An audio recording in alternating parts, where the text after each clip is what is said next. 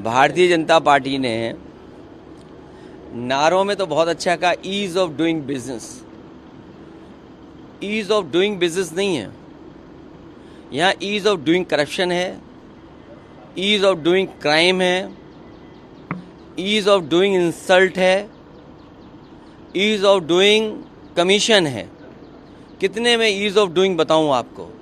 इन्होंने कारोबार रोका है, अपने लोगों को लाभ देने के चक्कर में न केवल प्रदेश का बल्कि भारत का कारोबार उद्योग ठप हो गया है।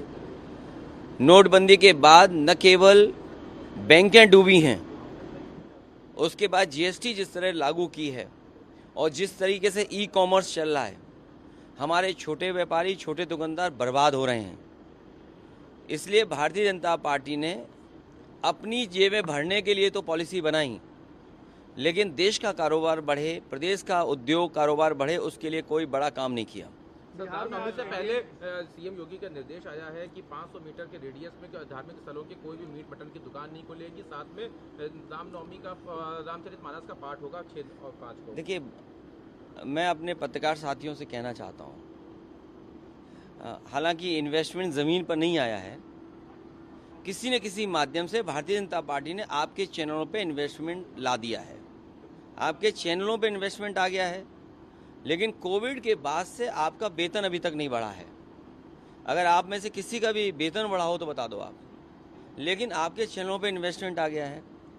इस प्रदेश की बुनियादी जो समस्या है कि बिजली की है, महंगी बिजली है, यहाँ कारोबार नहीं हो रहा, नौकरी नहीं मिल रही, रोजगार नहीं है।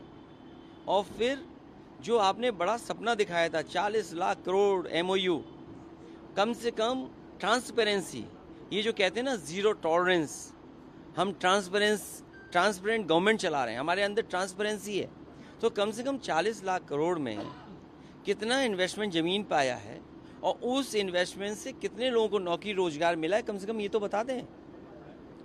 इसलिए इस सरकार की जो नीयत है, जो मंशा है, जो उनका फोकस है, जो उनकी स्ट्रेटजी है, वो ये है कि बुनियादी सवाल न पूछे जाएं, बुनियादी सवालों पर चर्चा ना हो। इसीलिए धार्मिक ये सवाल उठाए जाते हैं। और सच्चाई ये है, कोई भी कपड़े पहनने से योगी नहीं बन जाता है, कोई भी वस्त्र पहनने से योगी नहीं बन जाता है। विचार से योगी होता है, अपने काम से योगी होता है। बिहार में आज अमित शाह ने फाइनल कर दिया कि अगर एनडीए की सरकार बनती तो नीतीश कुमार ही सीएम होंगे। भारतीय जनता पार्टी कितने मौकों पर झूठ बोलती है, लेकिन मैं एक बात बता दूं आपके सामने, 1 2 3 4 5 6 7 8 9 10 कैमरे हैं, 10 कैमरों के सामने बोल रहा हूं। आप लोग झूठ बोल सकते हैं, आप लोग झूठ नहीं, आप लोग बात बदल सकते हैं, लेकिन ये कैमरे बात नहीं बदलेंगे।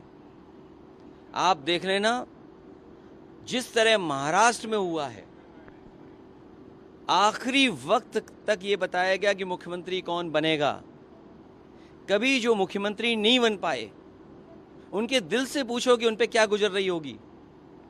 मध्य प्रदेश में जिस नेता की वजह से, जिस नेता के काम की वजह से, जिस नेता की महिलाओं की योजना की वजह से मध्य प्रदेश में सरकार लौटी बीजेपी की, उसी व्यक्ति को इन्होंने मुख्यमंत्री नहीं बनाया। उन पे भी दिल पे हाथ रख करके पूछो आप कि क्या उन्हें दिल्ली की सरकार अच्छी लग रही है कि वो मुख्यमंत्री जो थे वो अच्छा लग रहा था। इसीलिए मैं बिहार की जनता से कहना चाहता हूं, और हमने तो पहले भी कहा था कि नीतीश जी को हम लोग प्रधानमंत्री बनाना चाहते थे, लेकिन ये बीजेपी वाले उन्हें मुख्यमंत्री भी नहीं बनने देंगे। प्रधानमंत्री नरेंद्र मोदी आज 11 साल पीएम बनने के 11 साल बाद आज नागपुर गए थे, कैसे देखते हैं आप? कौन सा चैनल है ये बताओ पहले। ABP news. ABP न्यूज़ ये पूछ रही है कि प्रधानमंत्री जी को कैसा लग रहा होगा वहाँ जा कर के। नहीं, आप कैसे देखते हैं राजनीतिक तौर पर? अभी मेरे से पूछ रहे हो कि मैं तो गया नहीं हूँ वहाँ पे, तो मैं क्या देख सकता हूँ। सबसे ज़्यादा खुशी अगर कहीं मिलती है तो घर पहुँच कर खुशी मिलती है।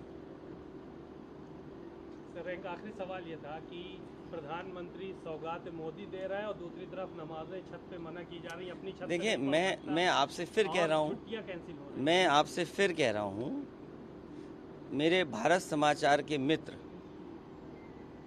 कोई सवाल बजट के माध्यम से मत पूछिए। समाज में भाईचारा किससे बड़े, वो सवाल पूछिए। आज हम त्योहार मना रहे हैं, कल भी त्योहार मनेगा। ये त्योहारों का देश है, यहाँ त्योहार मिलजुल करके मनाए जाते हैं। ये हमारे मुख्यमंत्री जी जानते ही नहीं हैं। उन्होंने कभी विवेकानंद जी को नहीं पढ़ा। मैं इतने चैनलों के सामने कह सकता हूँ दावे के साथ कि उत्तर प्रदेश के मुख्यमंत्री जी ने विवेकानंद को नहीं पढ़ा। और मैं फिर कहता हूँ ये बात, मुख्यमंत्री जी ने विवेकानंद जी को नहीं पढ़ा।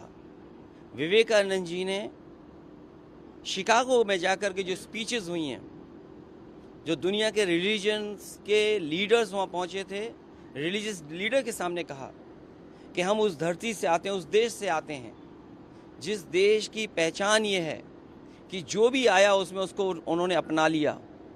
यूनिवर्सल एक्सेप्टेंस यहाँ का धर्म सिखाता है, यहाँ का धर्म टॉलरेंस सिखाता है। विवेकानंद जी ने ये भी कहा एक समय पर, जब आखिरी दिन उन्होंने भाषण दिया, उन्होंने कहा कि हमारे देश में धर्म बहुत है लेकिन हमें रोटी की ज़रूरत है।